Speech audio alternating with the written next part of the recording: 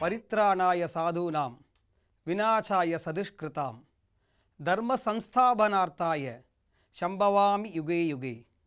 இது பகவான் ஸ்ரீ கிருஷ்ணன் அர்ஜுனனுக்காக குருக்ஷேத்திர யுத்தத்தில் உபதேசித்த மந்திரம்.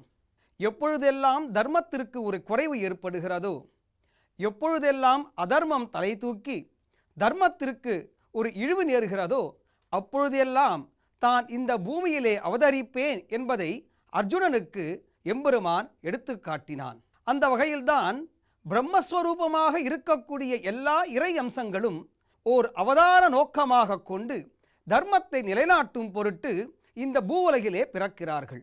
தர்மம் எப்பொழுதும் சாஸ்வதமானது, தர்மத்திற்கு ஒரு நாளும் குறைவு வராது என்பதை எடுத்து காட்டும் அற்புதமான அவதாரம்தான் தர்மசாஸ்தாவின் ஸ்ரீ சபரிமலை ஐயப்பனுடைய அவதாரம்.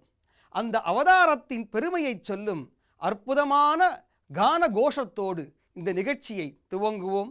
வாருங்கள். விரதத்தை மேற்கொள்ளும் ஐயப்ப பக்தர்கள் காலை மாலை இருவேளையும் புனித நீராடி ஐயப்பன் திருநாமத்தை சொல்லி தங்களது இல்லங்களுக்கு அருகில் இருக்கும் ஏதேனும் ஒரு கோயிலுக்கு சென்று இறைவனை வழிபடுகிறார்கள்.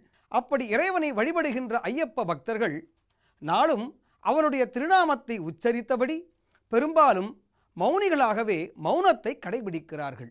ஆன்மீக அன்பர்களே, ஐயப்பன் சன்னிதானம் என்கின்ற இந்த நிகழ்ச்சியின் தொடர்ச்சியாக இன்று நாம் தரிசிக்க இருப்பது சென்னை அண்ணா நகரில் உள்ள ஐயப்பன் சன்னிதானம். வாருங்கள், தரிசிப்போம்.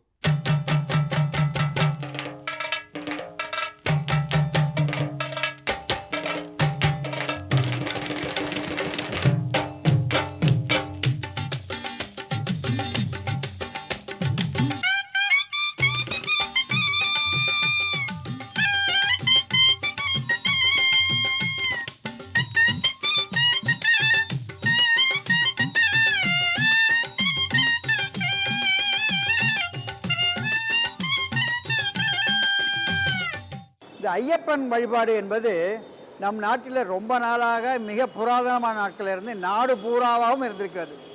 சாதாரணமாக ஐயப்பன் என்றால் மலையாளத்தில் கேரளத்தில் கும்பிட்ற சாமின்னு நம்ம ரொம்ப பேர் நினைக்கிறோம். தமிழ்நாட்டில் இந்த சாஸ்தா வழிபாடு சாத்தன் வழிபாடாக இருந்திருக்கிறது.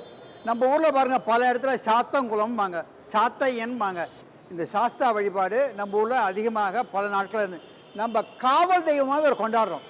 இந்த சாஸ்தாவை பற்றி சொல்கிறச்ச சிவனுக்கும் மகாவிஷ்ணுவுக்கும் சேர்ந்து அமர்ந்த பிறந்த குழந்தையாக சொல்கிறோம். சிவபெருமானுடைய ஞானமும் அவருடைய தேஜஸும் உடைய சுவாமி. மகாவிஷ்ணு அம்மாவாக காருண்யத்தோட நளினத்தோடு இருக்கின்ற ஒரு உருவம். ஆக ஐயப்ப சுவாமி சிவனுடைய காம்பீரியம், சிவனுடைய ஞானம், தேஜஸ் ஒரு புறம், அம்பிகையாகிய விஷ்ணுவினுடைய காருண்யம், நளினம், இதெல்லாம் சேர்ந்து வளர்ந்தது தான் ஐயப்ப சுவாமி. அப்பைய தீட்சர்னு ஒரு பெருமகன், அவர் போயிட்டு இருந்தாராம். அங்கே ஒரு சிற்பி ஒரு ஐயப்பன் சிலையை பண்ணி வச்சுருந்தாராம். அந்த சிற்பி பண்ணியிருந்த சிலையில் ஐயப்பன் மூக்கில் விரல வச்சுட்டு உட்காந்துருக்க மாதிரி இருந்துச்சான். அவருக்கு என்னென்னு புள்ள கேட்டாராம். எனக்கு தெரியாது சாமி அப்படி தான் வந்தார், நான் பண்ணிட்டேனாரு. எனக்கு இந்த கோவிலுக்கு வந்தேங்க, அதாங்க நம்ம அண்ணா நகரில் இருக்கு இல்லைங்களா ஐயப்ப கோவில், இங்கே வந்தேன். எனக்கு ஒரு டவுட் வந்துச்சு, ஐயப்பன் மூக்கில் விரல் வச்சார் இல்லையா, இந்த ஐயப்பன் கோவிலை பார்த்து வியந்து மூக்கில் விரல வச்சுருக்காரோடு கூட எனக்கு எண்ணம் தோணுகிறது. என்னென்னு பார்த்தீங்கன்னாக்க சுத்தமாக இருக்குது சார் இந்த கோவில்.